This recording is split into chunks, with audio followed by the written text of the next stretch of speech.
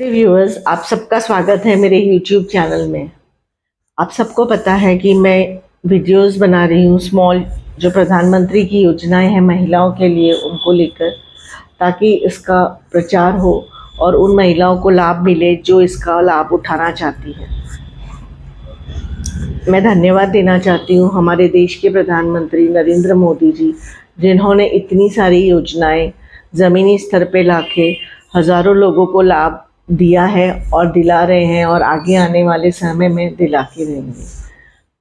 मैं धन्यवाद देना चाहती हूँ हमारे राष्ट्रीय अध्यक्ष जेपी नड्डा जी, राष्ट्रीय महिला मोर्चा अध्यक्ष श्रीमती वनति श्रीनिवासन जी को, जिन्होंने कमल मित्र करके मुहिम सारे देश में चलाई है और हम सब ने कमल मित्र का प्रशिक्षण लिया है और उसके सर्टिफिकेट्स लेके हम इस योजनाओं का प्रचार कर रहे हैं ज़मीनी स्तर पे। मैं धन्यवाद देना चाहती हूँ हमारे महाराष्ट्र के डेप्यूटी सीएम देवेंद्र फडणवीस जी, महाराष्ट्र के अध्यक्ष चंद्रशेखर बावनकुले जी, मुंबई के अध्यक्ष आशीष शेलार जी और मुंबई की महिला मोर्चा अध्यक्षा शीतल गंभीर जी को, जिन्होंने ये महाराष्ट्र में कमल मित्र का प्रशिक्षण शुरू किया है। उत्तर मुंबई के सांसद आदरणीय गोपाल शेट्टी जी और बोरीवली विधानसभा के एमएलए सुनील राणे जी को भी मैं धन्यवाद देना चाहती हूँ कि हमें ये प्रशिक्षण उधर से मिला है। अब मैं आपको विशेष जो योजना का परिचय देने वाली हूँ, उसका नाम है प्रधानमंत्री रोजगार सृजन योजना। ये जो योजना है ये सब्सिडीज़ पर है, किस प्रकार से हम लोन उठा के गवर्नमेंट से सब्सिडी ले सकते हैं और किस प्रकार से उसके मापदंड और वो सब हम कैसे योजना का लाभ लें और उस वेबसाइट पर जाकर उसे कैसे हम उसका आवेदन करें, इसकी डिटेल्स मैं आपको बता रही हूँ। प्रधानमंत्री रोजगार सृजन कार्यक्रम सरकार की क्रेडिट लिमिट सब्सिडी योजना है, जो गैर कृषि क्षेत्र में रोजगार का अवसर प्रदान करती है। ये नॉन फार्मिंग जगह में ये आपको रोजगार का अवसर प्रदान करती है। निर्माण क्षेत्र में स्वीकृत परियोजना की अधिकतम लागत 25 लाख है और सेवा क्षेत्र में 10 लाख है। इस प्रधानमंत्री रोजगार योजना और ग्रामीण रोजगार योजना सृजन कार्यक्रम नामक दो योजनाएं मिलकर शुरू किया गया है। परियोजनाओं की स्थापना के लिए आय की कोई भी सीमा नहीं है और केवल व्यक्तिगत उद्यमी ही आवेदन कर सकता है। योजना के तहत केवल नई इकाइयों की सहायता प्रदान की जाती है, न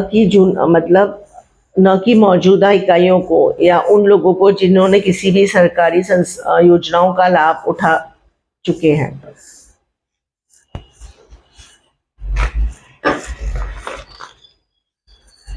पात्रता और मापदंड। प्रधानमंत्री रोजगार योजना सृजन कार्यक्रम में जो आवेदक है उसकी आयु 18 वर्ष से अधिक होनी चाहिए। उसका जो पढ़ाई है वो 8 वर्ष तो अवश्य होनी चाहिए, 8वीं कक्षा का पढ़ाई अवश्य होनी चाहिए।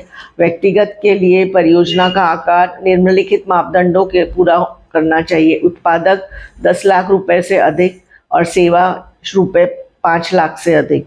स्वयं सहायता समूह और धर्मार्थ ट्रस्ट पात्र है। यदि उन्होंने किसी अन्य योजना का लाभ नहीं लिया है तो उनको प्रधानमंत्री रोजगार सृजन कार्यक्रम में वो लाभ ले सकते हैं। सोसाइटी पंजीकरण अधिनियम 1860 के तहत पंजीकृत संस्थाएं भी इसका लाभ उठा सकती हैं। इसके साथ उत्पादन आधारित सहकारी समितियां ऋण प्राप्त करने के लिए कोई आय सीमा लागू नहीं है। योजना के तहत सहायता केवल स्थापित की जाने वाली नई इकाइयों के लिए ही उपलब्ध है। मौजूदा इकाइयां जिन्होंने पहले से किसी प्रकार का लाभ उठाया है या सब्सिडी या राज्य सरकार या केंद्र सरकार से के तहत, तो वो इसके पात्र नहीं बन सकते। योजना के लिए आवश्यक दस्तावेज है ग्रामीण क्षेत्र प्रमाण पत्र, परियोजना रिपोर्ट, जाति प्रमाण पत्र, विशेष श्रेणी प्रमाण पत्र, आधार कार्ड और पैन कार्ड, शिक्षा कौशल विकास प्रशिक्षण प्रमाण पत्र। अगर इसमें संस्थाएं भाग ले रही है तो उन्हें जो स्व प्रमाणित प्रतियां देनी है वो है पंजीयन प्रमाण पत्र, आवेदन करने के लिए सचिव आदि की प्रकृति देने वाली प्राधिकार पत्र या उपनियमों की प्रति। जहां भी आवश्यक है विशेष श्रेणी के लिए प्रमाण पत्र उन्हें देने पड़ेंगे। इस प्रधानमंत्री रोजगार सृजन कार्यक्रम से क्या लाभ है? इससे सामान्य श्रेणी के लाभार्थी ग्रामीण क्षेत्रों की परियोजना लागत का 25% और शहरी क्षेत्रों में 15% का मार्जिन मिनी सब्सिडी के रूप में उठा सकते हैं। अनुसूचित जाति, अनुसूचित जनजाति, महिलाएं जैसी विशेष श्रेणियों को संबंधित लाभार्थी के लिए मार्जिन मनी सब्सिडी ग्रामीण क्षेत्रों में 35% और शहरी क्षेत्रों में 25% है। लाभार्थी का स्वयं का योगदान सामान्य वर्ग के लिए 10% है और विशेष वर्ग के लिए 5% है। मुख्य बिंदु प्रधानमंत्री रोजगार सृजन कार्यक्रम के है। इसका जो वेबसाइट का जो पोर्टल है, इसमें आप जाके अपना आवेदन दे सकते हैं ऑनलाइन। और जब आवेदन देंगे तो इसके लिए आपको 3 चरणों में विभाजित किया गया है। पहले में निजी जानकारी, दूसरी में आपकी PMEGP अपेक्षित ऋण सीमा की संबंधित जानकारी, तीसरी डिजिटल प्रारूप में दस्तावेजों का जमा करना। एक बार आवेदन जमा हो जाने के बाद स्वीकृत ID और पासवर्ड पंजीकृत ईमेल ID से आपको भेजा जाएगा। किसी भी शिकायत के लिए आप ये टोल फ्री नंबर पे जा सकते हैं। परियोजना लागत में भूमि की लागत शामिल नहीं है। कार्यशील पूंजी लॉक इन अवधि 3 वर्षों के भीतर कम से कम एक बार नकद ऋण सीमा के 100% तक पहुंच जानी चाहिए और मंजूरी सीमा के उपयोग से 75% से कम नहीं होनी चाहिए। RBI द्वारा निर्धारित दिशा निर्देशों के अनुसार 10 लाख रुपए तक की परियोजना के लागत के लिए किसी भी संपार्श्विक की आवश्यकता नहीं है। एक उद्यमी एक से अधिक परियोजना प्रस्तुत नहीं कर सकता है और सरकारी सब्सिडी के लिए लॉक इन अवधि 3 वर्ष की है।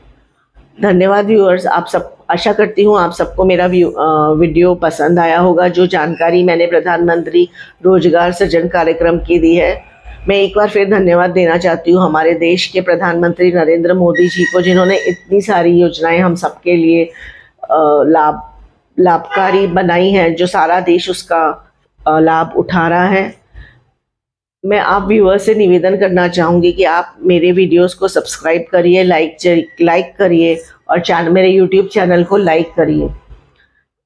कुछ भी आपको कमेंट्स हैं ये वीडियो इसके बारे में आपको मुझसे कुछ पूछना है तो आप मेरे कमेंट बॉक्स में मुझे आप विमर्श के लिए लिख सकते हैं, या कुछ भी यहाँ पे कोई क्वेरी हो, कोई क्वेश्चन हो तो मैं डिस्क्रिप्शन बॉक्स में इस वेबसाइट का पोर्टल और टोल फ्री नंबर आपको लिखित में दूंगी। धन्यवाद।